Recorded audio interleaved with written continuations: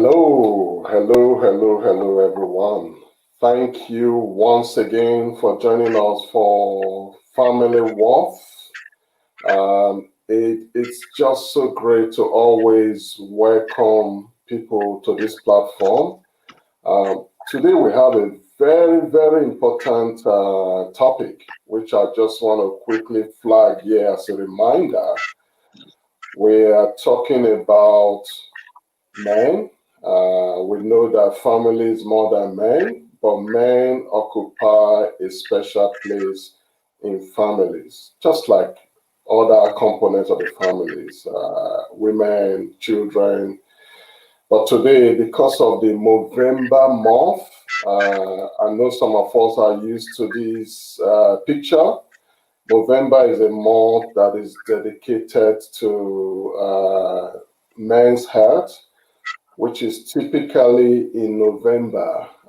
But in FamilyWorth, we've taken it a little bit further. This is the third in the series, even though it's beyond November, but the issues are still very current. So that is why you see me. I'm still trying to keep a bit of my mustache. But Charles doesn't have. I'll introduce you to Charles shortly, but I kept mine for the month of November. And I think after this program, I may get rid of them. But yeah, just to flag it, because this issue we are talking about is very important. Now, I have a special guest with me today. You know, I really have come to respect this guy, this bloke. I've met him not long, but I've seen him as someone with so much to offer in this space. I'll allow him to introduce himself later, but please just help me to welcome Charles Salah. Charles, welcome to the program. Thank you, Ephraim, and thank you to all your audience for listening and to hear about this very important topic. I think it's good that you brought up this topic. I think it's a very timely topic that we have to start talking about, and we start probably digging deep into the details of it and bring everything all to the surface and see how we go from there. Thank you for having me. Thank you. Thanks. I know you're ready to go, but just to provide a little bit of more background to this. Again, talking about Movember, on this program, I've flagged this page a couple of times. The fact that we're just having so much stats, and these statistics, they don't lie. We feel it. Every now and then we hear about suicide that is close to us or somebody we know, our neighbors. You know, any suicide is terrible, any death for that matter. But the remarkable thing about these statistics is that it's weighing more towards the male end. I don't know why. I think Charles will help us today, you know, but it weighs more towards the male end. But we're not just talking about males. We know that the issue of suicide cuts across all age. But the other remarkable aspect of this page, of these statistics, is that in over 80% of this terrible situation, suicide, is due to relationship breakdown. So there's something about the family circle, there's something about relationship that I feel we need to explore more. And this is one of the drivers for FamilyWorth, because we cannot just keep putting our heads in the sand and hope that these issues will go away. And I'm not saying that FamilyWorth or Ephraim has the solution, but the more the conversation, the more the voice, I think the better, which Charles already mentioned, the better we are able to keep addressing this stuff. Before I bring Charles in again, to let you know that this guy is not just a talker, he walks the talk. Recently, Charles was nominated as a community champion. He didn't get the final award, but he was one of the runners up. And for me, he's also a community champion. So it's not just talking.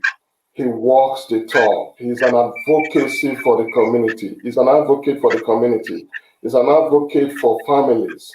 So I am so privileged to have Charles here today. So Charles, enough about me. I would like you to introduce yourself a bit more. I flagged the award picture just now, but I know that there are other aspects of yourself that may be valuable to the audience today. So just in a brief, maybe few seconds, tell us a bit about yourself. Thank you, Ephraim, again.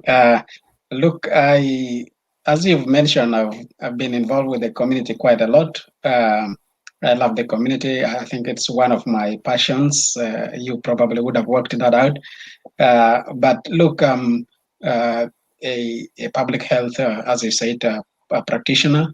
My background is I studied public health, and I did a bachelor's in public health, and I also have gone to do masters in international public health. So that means things to do with things like the COVID emergencies. We had a look at the Ebola outbreak in West Africa, and the cholera outbreak in Haiti, and all those things, the tsunami in Southeast Asia.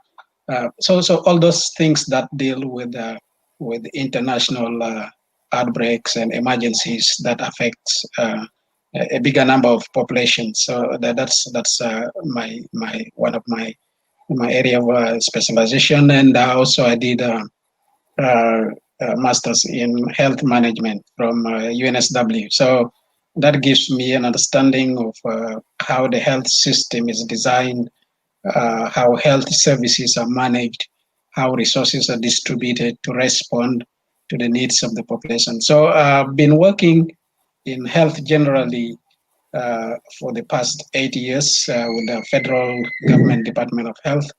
And in the last 2 years, we got moved to work in the Department of Social Services, but still specifically managing health program. So specifically health workforce. So we sort of, because I mean, for you to address health issues, you need the health workforce. Health is reliant on the workforce as a product. I mean, the services is based on the quality of the health workforce. So the doctors, the nurses, the specialists, and all those. So our programs sort of support all those different disciplines within the workforce in health to be able to, for example, to get skilled studies, certified studies in specific areas, whether in aged care, whether in rural doctors, whether in mental health, whichever area. And of course, Australia is designed in a way that we, to address the issue of doctor shortages in remote areas, we've got doctors who come from overseas to be trained in Australia. And so as a condition for their internship to become a fully certified doctor, they've got to practice for 1 year to get that. So we support that part of that program so that they achieve their full registration as a general practitioner, and then they can decide whether to remain in Australia or to go back. So all that is part of what we do in the workforce space as we go forward.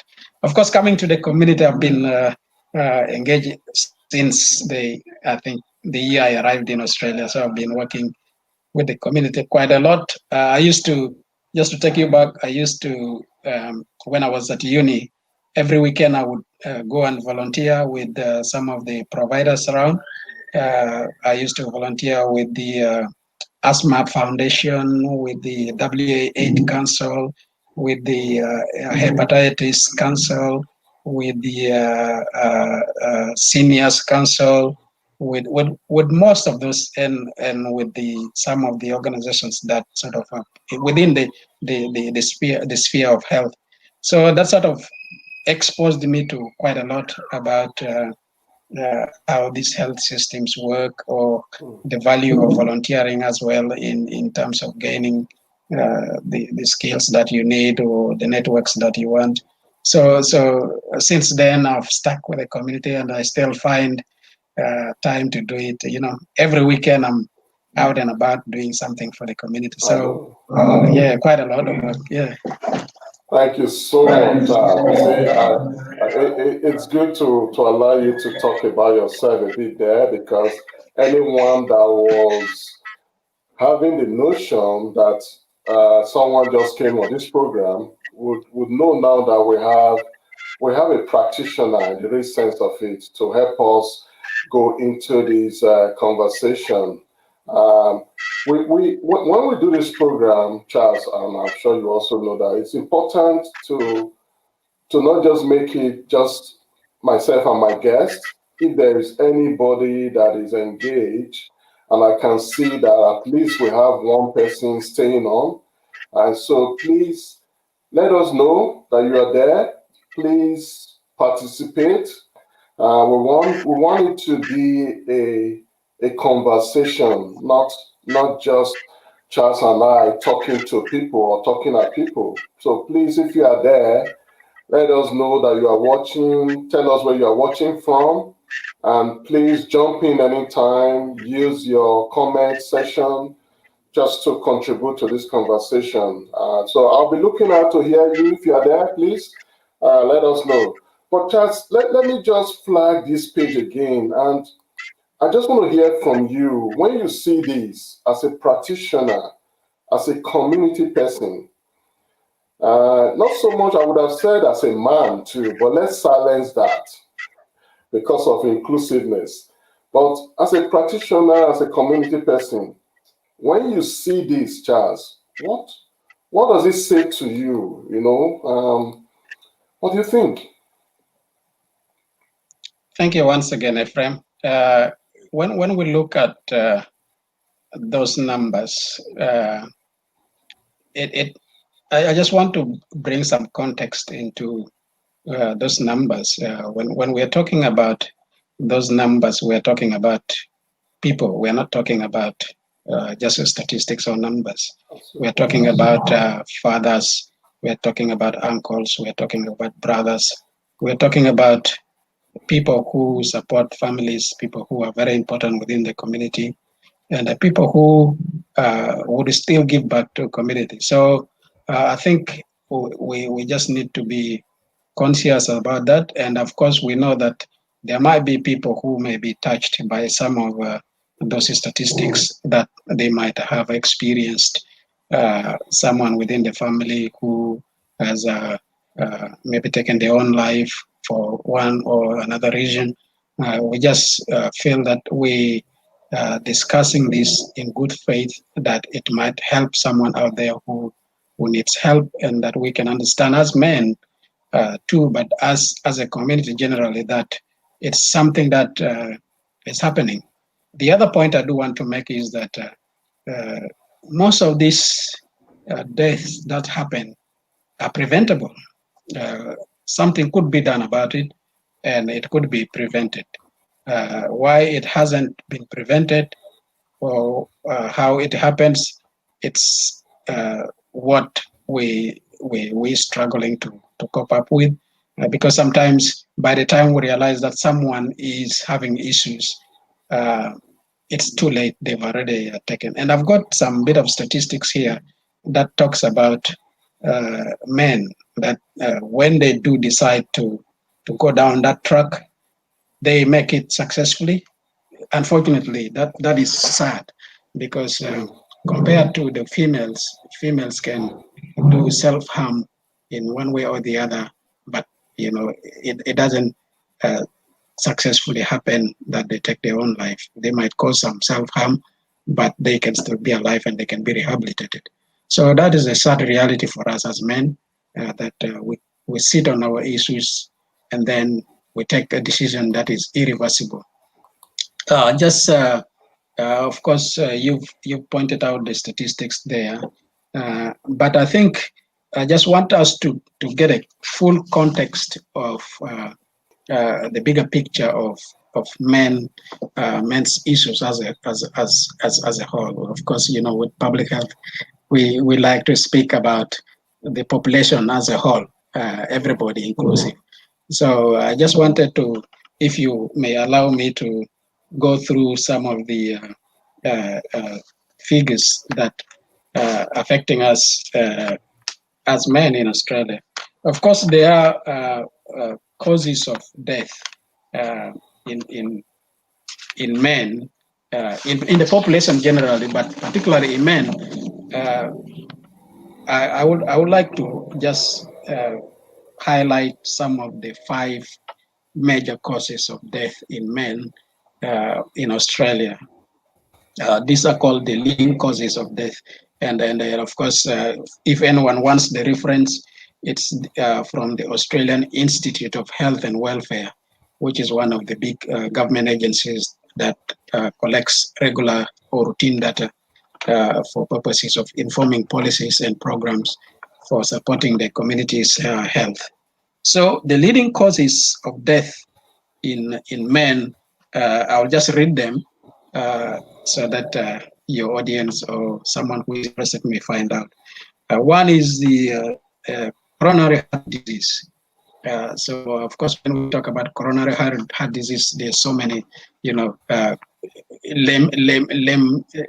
layman's language, we call them heart attack, things to do with the cardiovascular system, the circulatory system, diseases. It could be hypertension, it could be stroke, it could be any of those. That's one of the, it's actually the first, is the leading cause of death in men in Australia. The number 2 is dementia related diseases. So diseases that affect especially the older men. So it affects their mental state, and of course they end up either dying of secondary cause, or but the primary cause, the primary contributing factor is dementia.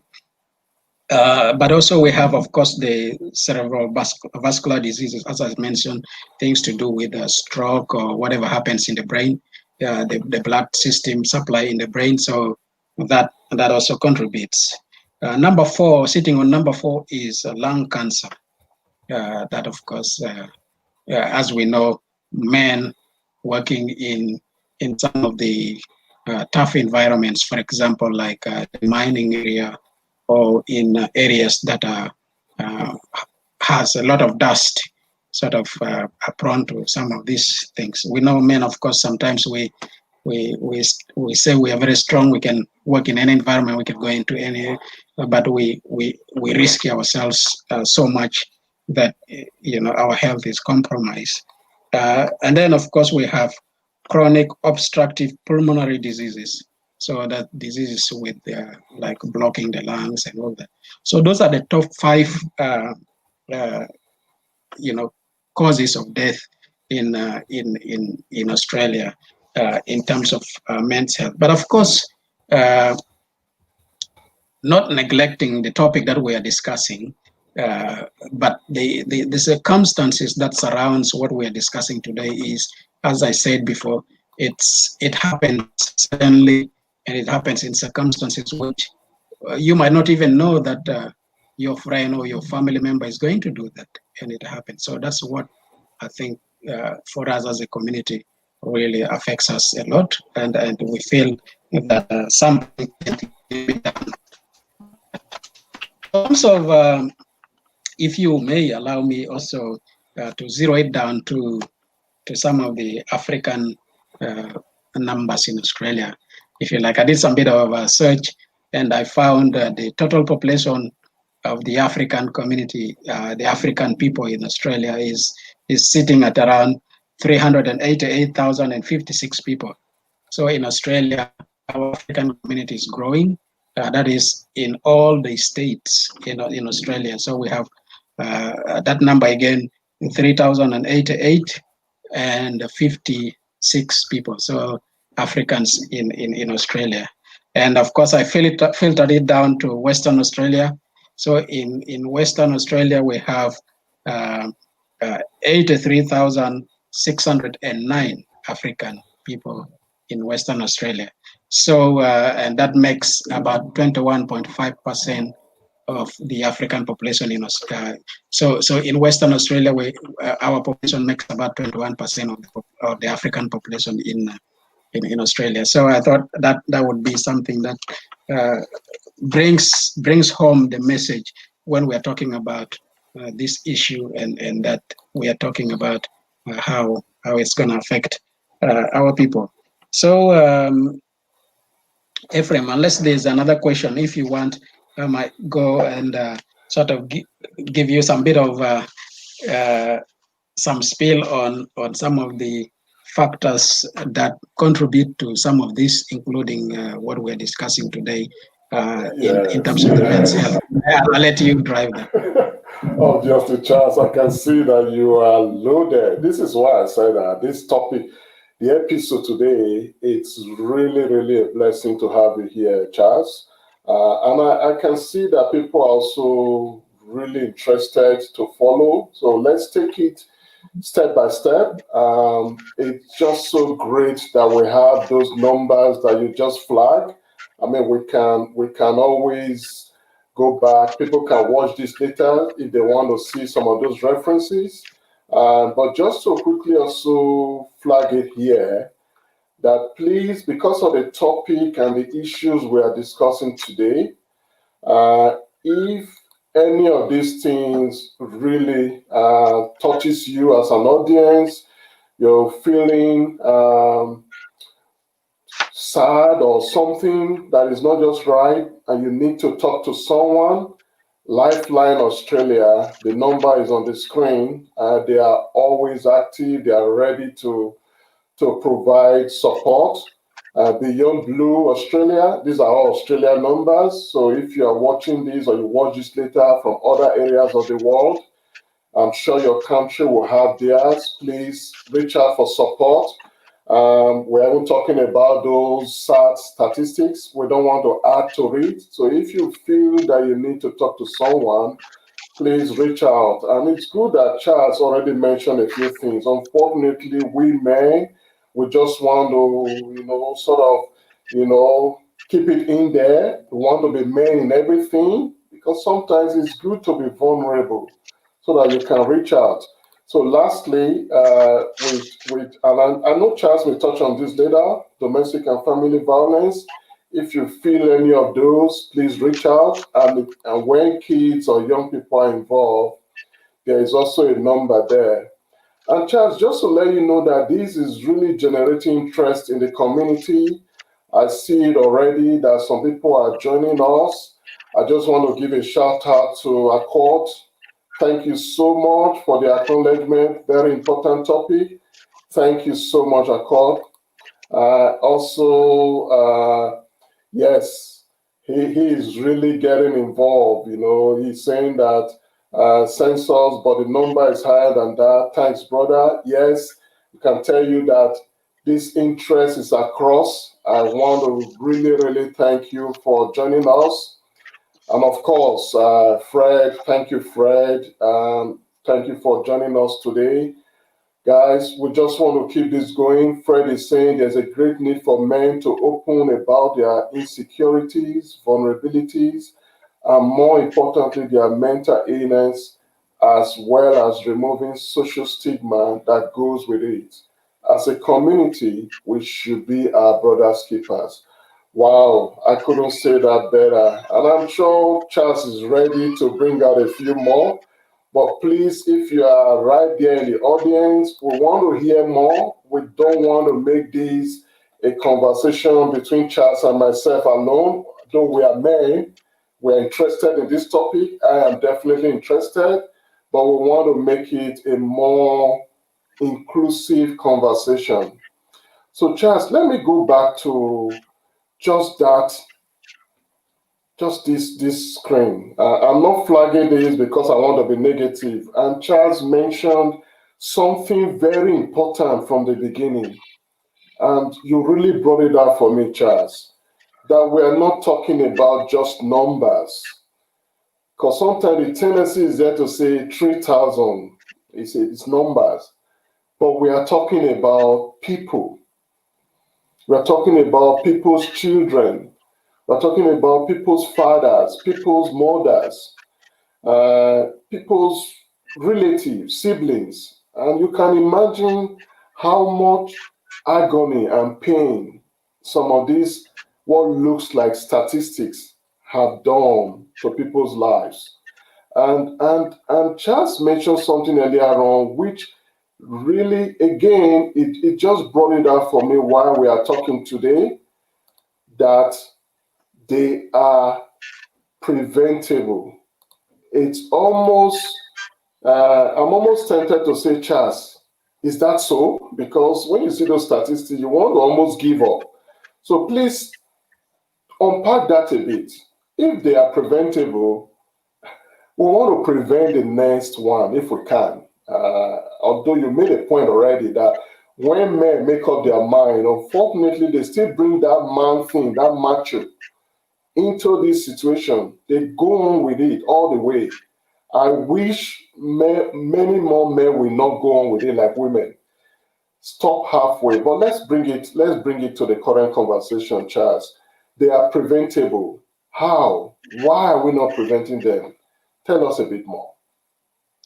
Thank you once again, Ephraim. And I think that's the point of concern, is that we as men sometimes are preoccupied by a certain role. Of course, you know that we as men, we are designed for to provide for the family, to be there for the family, and to take all the risks and do that. So that a little one. That's what we are. Sorry. Go. I'll come. I'll close the door. Go on, close it.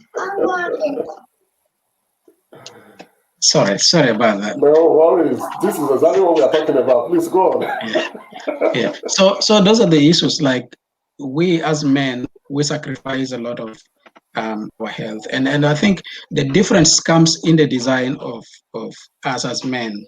Our brains are designed differently as men. One, for example, if someone comes here, a lady, for example, she will notice the color of the suit that you put on, or she will realize the minor details, and that plays a big role. Women have attention to detail, and that plays out into their health as well. Any small thing, they pay attention to it. And I think that is a protective factor for our sisters and our mothers and our aunties. So that makes it easier that they seek help before things go bad. But for us men, I'll deal with that. I'm strong enough. I'll go. And that puts us in a bad position, that when things happen, it might be too late for us to address them. So when we say it's preventable, prevention means that it can be done, it can be addressed, but you need to understand it and do something about it, because you cannot say, I can prevent it and just sit on it. It doesn't work like that. So I think that is a one point of difference that I wanted to highlight. But if you can allow me to talk, because I mean, that is one component, but there are so many other things that contribute to our health in general as men, and some of them do play into this health as general for us men. So I just wanted to first tackle those aspects or those factors, and then look at the difference between men and women, and then finally we chart a way forward, if you may allow me, so that I think it makes our discussion flow. So in terms of men's health, let's talk about men, our brothers. So in terms of men, of course, we know that in Australia, and of course globally for that matter, the population of men is comparatively a little bit less than that of women, and of course some of the factors we'll explain. In Australia, we have about 49% of the population are men, and about 51% are female. So that already puts us at a disadvantage right there. So that's one. And of course, we know that in Australia, typically the men are, they are aging and aging faster. You might see that when we talk about life expectancy, women have a longer life expectancy compared to the male. So our older men are not living longer enough to that age compared to the female. So I just wanted to give some quick statistics, rush through, if you may allow me, so that it gives a bit of background that we might refer back to later on. Yeah. One is that 7 out of 10 male in Australia live in major cities. So that's about 71% of us live in major cities. We have about 2 in 10, so roughly in about 18% live in regional towns. And of course, we have less than 1, say, which is about 8.4 of male population live in outer or regional areas. So that is in terms of the distribution of the male. I do want to talk about some of the risk factors to men's health. Of course, these are things that you talked about prevention. So we need to understand some of the risk factors so we can be able to prevent. So one of the major risk factors is physical inactivity. Physical activity, of course, is being active, but physical inactivity is not being active enough to derive the benefits of being active. So that is a major risk factor for us. The statistics we have is that around 1 in 2 Australian men are sufficiently active. So if you look at it, about 50% of us are not active enough to derive health from physical activity. And that's why if you look at the number I gave you before of the chronic diseases or the heart diseases, cardiovascular diseases that contribute to poor health or to death, that is one of the risk factors. We are not being physically active enough to be able to ward out some of those conditions that affect us. Of course, physical activity is a protective factor for things like for managing diabetes, for managing some of the even body weight. Physical activity is a very important protective factor. So we as men are not active enough. That's one thing. If we have to, I think we need to, and of course the national guideline for physical activity is that we have to at least spend 30 minutes a day doing something active.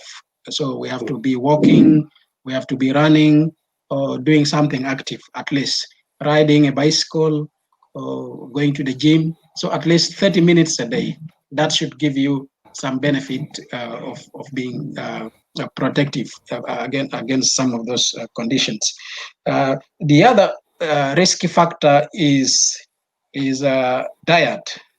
So when we're talking about diet, we're talking about eating healthy, eating more fruits, eating more vegetables, but also eating food that is healthy for your body to grow and remain strong. So we know, of course, that food is the main fuel for our body and for building our body. We need protein, we need the vitamins, we need all those things to protect us against some of the conditions. But sadly, 1 in 30 of us eat sufficient fruits and vegetables be healthy. So if you look at it again, we are disadvantaged there in terms of trying to be, to sustain ourselves in a healthy way, to be able to resist some of these things. Because if already you have so many things, and of course the topic that we are discussing is it could be a byproduct of some of these things. Say, for example, if you've got some condition that is affecting you and you undergoing a lot of stress, and then it might lead to some other things. So these are all contributing factors to our health as men, as men here in Australia. So another risk factor is being overweight or obese. I think that doesn't need more explanation. Being overweight is a very risk factor. Is a strong risk factor for, say, stroke, or for diabetes, for heart attacks, whatever those chronic conditions. So so being overweight is, and there's a way you can work out you can assess where you belong. There's what they call BMI. BMI is the body mass index, which is calculated so that you can determine whether you're at risk or whether you're within the healthy weight. So body mass index, which is BMI, is calculated by dividing your weight in kilos by your height in meters squared, if that makes sense. I come back again. So BMI is equal to your weight in kilograms divided by your height in meters squared. So you will find that so if you've got a body mass index of, say, from around 18.5 to about 25, that's a healthy weight. But if your weight is over 25, you're overweight. So if your body mass index is from 30 above, so you are obese. So what that means, say, for example, let me illustrate this. Take someone who is weighing 85 kilograms, okay? And his height is, let's say, 1.8 or let's say 1.7. So that is 170 centimeters. So if we divide 100 and say if you divide 80 kilograms by so 1.7 squared, so we find that the body mass index of that person is around 29%, which 29, which puts that person at a high risk of some of these issues. So that person is overweight. Another measure of overweight is what we call the hip to waist ratio. So your hip, if you measure your hip and your waist, say like just above your bums. So if the ratio is higher, also it gives. Say, for example, if you've got if you wear, say, trousers size 36, so already you know that you're within that high risk area. So of course 36 pant size 36 is already like 96 centimeters of your waist area. So that means and the reason, let me give a context to that figure. The figure is that because you've got a lot of fatty tissue deposited around your hip and your waist, so those sort of put pressure or put a lot of pressure on your vital organs. Of course, you have your kidneys, you've got your, of course, as for many, your reproductive organs around there. So all that creates a risk already for you. Of course, that weight also put pressure on your bones. So you find that people develop bone issues, with their knees and with all that. And of course, also too much weight makes that you're not active enough, because you cannot run as fast as someone who is lean. So that weight creates issues for you. But of course, as our body has a way of distributing that fat. So, but the risk is that the fat that is deposited around the vital organs creates a risk in that way. So that's weight. So for us as men, we need to do more. We need to have some 6-packs, and of course look a little bit lean, so that we can prevent some of those conditions in affecting us, in getting some of those chronic conditions. Another factor is, of course, the issue of drugs. So majority of us, of course, think that drinking alcohol is not classified as a drug, but it has a risk factor too for our health. Of course, for us African men, if we sit down to drink, it means drinking. We have to down the bottles and all that. So that puts risk on our health. The recommendation, the national guideline for drinking is that we are supposed to drink only 2 standard drinks a day. And what that means really is, if you've got a bottle of beer, for example, depending on the alcohol percentage of that bottle of beer, it might be already 1.4, just that one bottle, standard drinks. So if you have 2, you've already exceeded the recommended level of alcohol that you're supposed to consume within that day. So if you, for example, take about 10 bottles, you're way above your recommended guideline. So we might not see that as a risk factor, but down the track, it does affect our health as men. And of course, it contributes to some of the conditions that we've been talking about. It could be the overweight, it could be the mental issues, it could be diabetes. All these things contribute towards the overall health as men, of course, for us. So in Australia, it's found that 1 in 6 men smoke daily.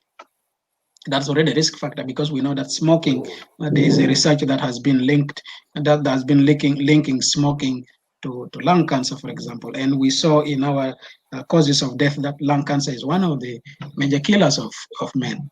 So already we have a bigger number there that is smoking daily, which is a risk factor for us as men. And we know that also, as I mentioned already, that 1 in 2 Australian men, exceedingly drink to the risk level in one occasion. So if, for example, we sit to drink today, you drink to a highly risky level that is damaging. As I was explaining before, we are supposed to drink about 2 standard drinks a day, men.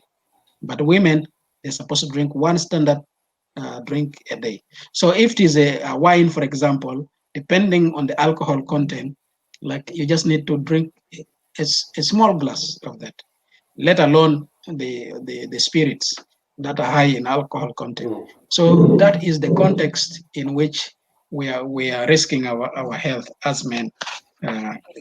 So there are so many risk factors, Ephraim. But I think in the interest of time, I will just call one more, and then we can go to the others. There are many risk factors. And of course, one of the central thing for us men is work.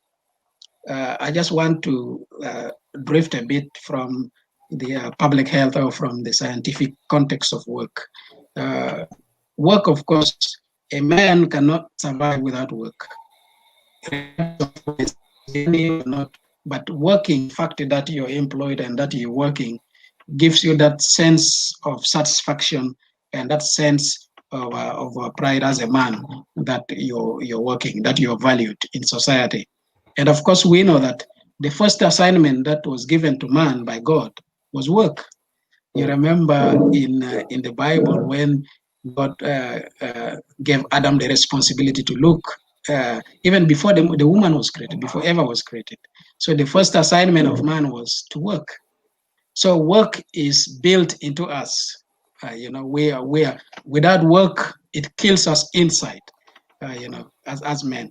So work, of course, that means that we also, in the course of work, our risk is compromised. Our health is compromised.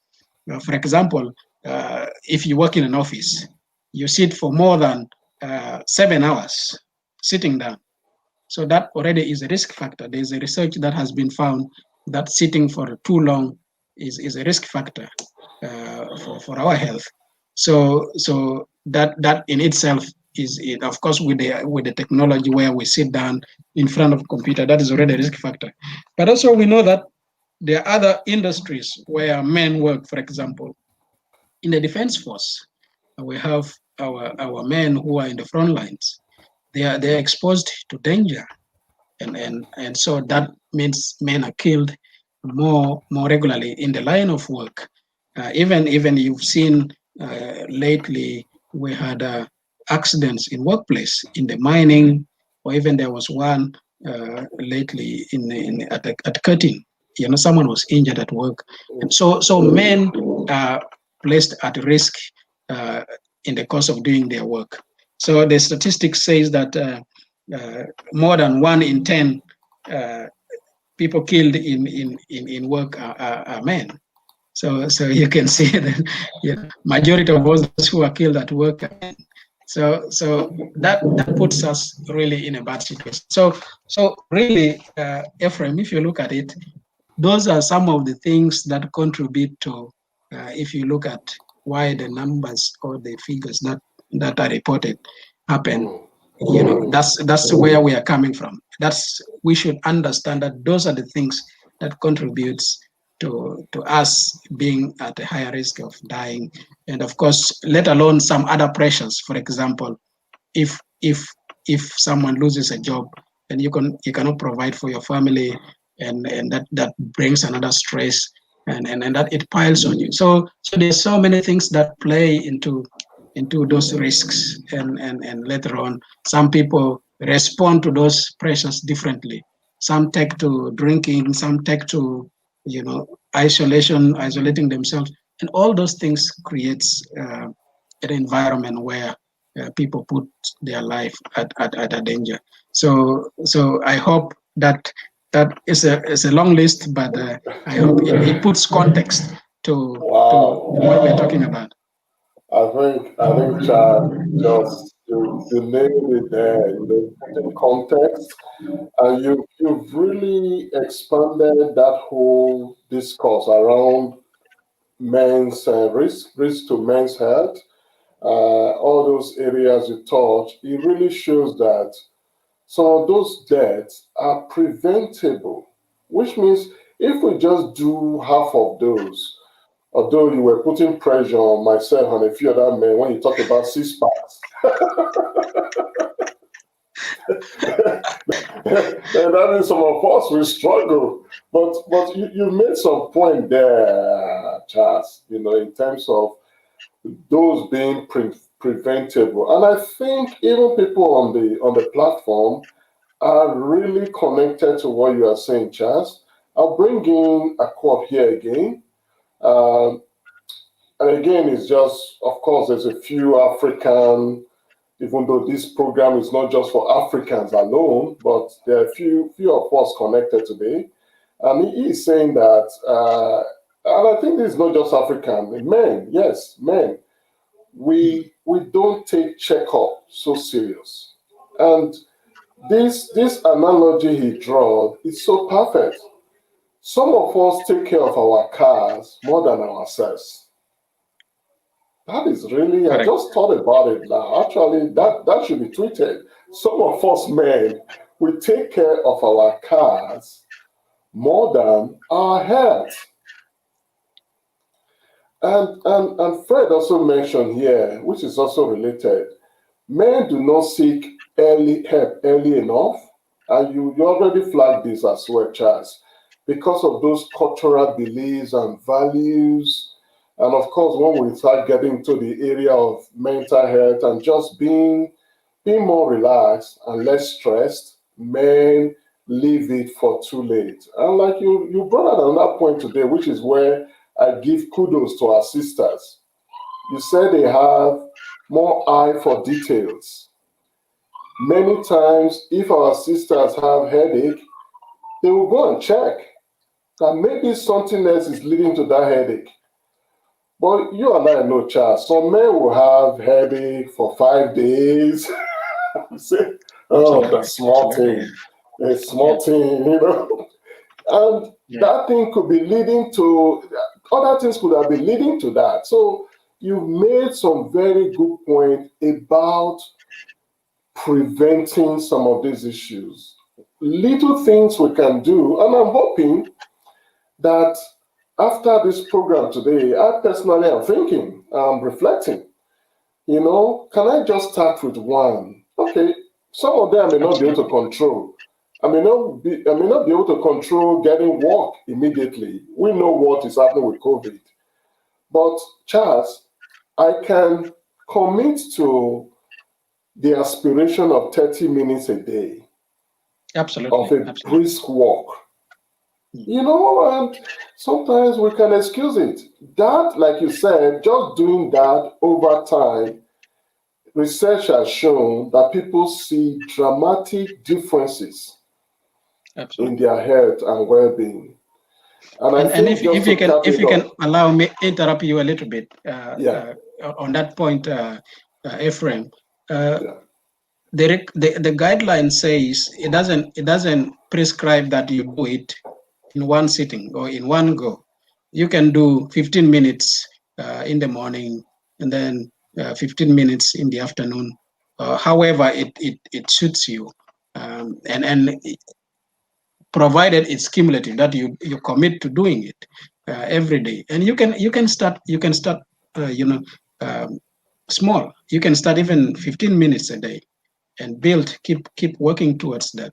The problem with us is that sometimes we don't have written goals. We don't put it into action. We can talk about it, but we don't put it into action. So if you, for example, come up with a plan that this week I want to start walking about 15 minutes a day, and then tomorrow, you keep increasing 5 minutes a day. You increase by 5 minutes a day. In 1 week, you would have already reached that target. And then you keep maintaining that. Or even you can set higher goals. Say, I want to walk for 40 minutes a day.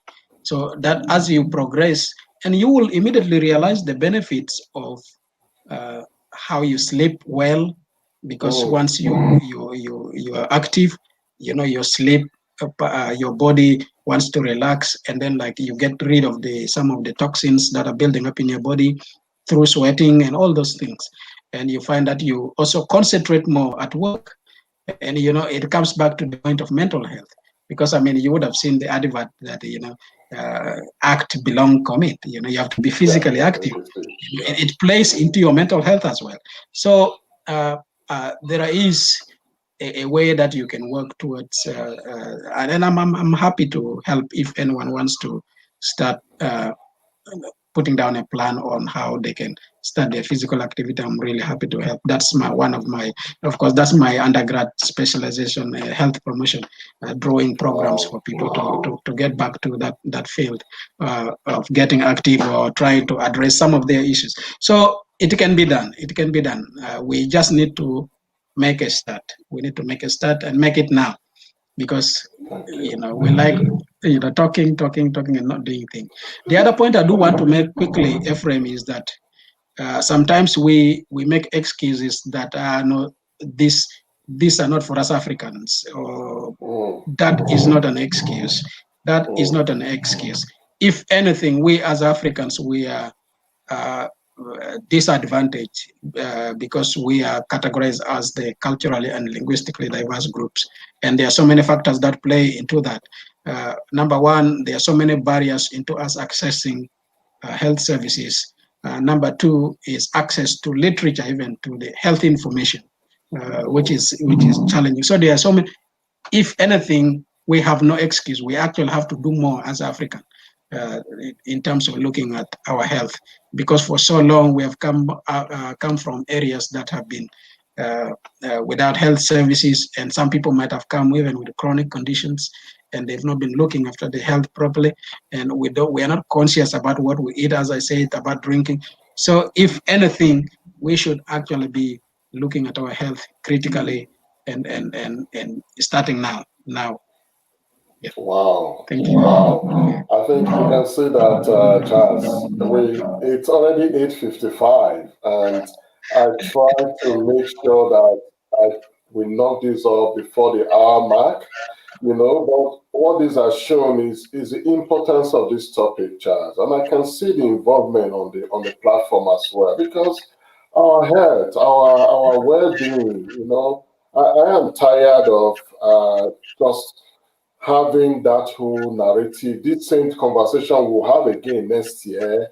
We'll have situation where the statistics are showing that men's health are still blowing out in a negative direction. But I think, and that's why I really want to thank you for making that offer. And anybody that wants to take that up can get in touch with us on the platform, FamilyWorth.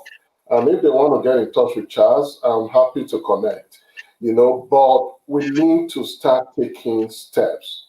And we're not being selfish here. We're not saying that it's only men, but I think we men, we need special attention. Many times we think it's only children and women that need attention. But hey, Charles, we need attention. Otherwise, we are dying off. We are dying off. So I think what I want to do right now, Charles, I didn't plan for this because of the importance of this, and I'm going to put you on the stand because we are live on air, and I hope you are available. I want to have a part 2 of this because Absolutely. we have just addressed the preventable and more physical aspect, and that's why I left Fred's comment here to just linger there. We've not even started going to that stress level. And I want to come back to this statement here, Charles. The fact that these statistics show that over 81%, we're not focusing on just suicide. I know there's a very heavy word. But again, we need to destigmatize it because it's hurting us. So I think we need to make it lighter, not in a negative way, so that we can address it. We shouldn't be scared. Whenever we hear that word, it creates an air of, oh, we shouldn't be talking about that. But it's killing us. So over 80% of that is due to relationship breakdown in men. And tying it back to Fred's comment, I think it may also be related to the stress level, the trauma associated with breakdowns. So, Charles, we could still revisit some of the things you mentioned today because they are worth highlighting again. But I want next week, next 2 weeks, which this happens every fortnight, for us to go to that aspect of, if you like, the soft aspect. But they are also equal killers. So it's 8:58. We have less than 2 minutes to go, Charles. I want to always knock this off early. But I don't know if there's any last minute thing. But Charles, please come again next edition. That will be the last of the year, and it's a good way to end the year so that we can go away and do some work and come back in the new year, new man. I want to be a new man, Charles. Absolutely, I look forward to that, Ephraim. And I think, look, I think as you said, all we need to do is we make a start and make a start now. Every man out there who is really seeing this program, who feels that they need to make a start, please do it now. Start now. Start tomorrow. Write something down and start working towards it. Because I will guarantee you, in a week or in a month's time, you will see the difference. If you start walking, if you start running, whatever you do, you will see the difference coming back immediately. So let's not just talk. Let's make a start, and all can be all as I said, all are preventable and all shall be all right. So let's not condemn ourselves down, men. Let's do something about it. Thank you. Thank you so much, Charles. And I know that, like I said, usually I want to knock this off by 1 hour mark, but because of the importance, I really thank you, Charles, for that. I just want to flag again, if while we are having this conversation, something is triggered in you, you watch this later, or you're watching this live, and you need to talk to someone, please. Lifeline Australia, they're very active. They're always there, ready to take your calls. Please give them a call if you need to. Beyond Blue is also very active. They talk to people. They are there always. If you feel you need to talk to someone, maybe something in you has triggered, we just don't want you to leave it unattended. Like we said, man, we'll think about it later. No, please talk to someone. Of course, if you are exposed with domestic and family violence, which is another scourge that is just affecting our communities, please, there's a phone number there. Talk to somebody about it. There's no harm in talking. And if kids are involved, that's a helpline. Talk to them. They are always there to respond. So, Charles, please, I will really leave this open for a part 2. I know that we want to also talk about that other aspect. I know that a lot of men are doing it tough as we speak. We know that COVID has brought a lot of spike in relationship breakdown. I know we say we are blaming everything on COVID. I think the issue is more than COVID. There seems to be a trend. I don't think it's good for the family. So FamilyWorth, we just want to keep providing this voice in this space because we cannot put our heads in the sand and just keep assuming that things will go away by themselves. And I know there are a lot of other groups and efforts spread around the country and the world, but we're just adding our bit. So I want to bring us back next 2 weeks, Charles. If we need to revisit some of the points today because they are very, very valid points, we can, but next 2 weeks, we just want to focus on those other soft but equally killing areas, stress level, trauma or breakdown. We don't want another case. If 1 or 2 things we will share will make someone handle breakdown better, we're not promoting breakdown. FamilyWorth is rooted in the Christian worldview. We believe families should stay together as much as you can. Of course, where there is violence, where there is risk of harm, get away, at least for a while, just get away. You need to stay alive first before you can actually cause a difference. But Charles mentioned something earlier on, which is, one of the first jobs God gave man was work. And we know that that has also caused a lot of issues in this space. So next 2 weeks, Charles, we just want to put that out there. If you like, want to spill the beans. Somebody may get offended, but if that will save a soul, we are all for it. So please join me again next 2 weeks. I'm looking forward to it, Charles, but I know today has been really good. Thank you so much. So I'll look forward to welcoming you again next 2 weeks, Charles. Thank you very much for being here with us. Thank you for having me, Ephraim. Good night. Yeah. So I want to just tell our audience, please join us again next 2 weeks. Charles will be here again. He's fully loaded. You've seen it today already. I know he will even be more loaded next 2 weeks because even that topic, I've heard him, he's even passionate about that, about family, about people working together, about surviving no matter the trauma. So we want to contribute next week about that. But please connect with us, subscribe to our different media pages so that you don't miss any updates. And we look forward to welcoming you again next 2 weeks. Thank you, everyone. See you.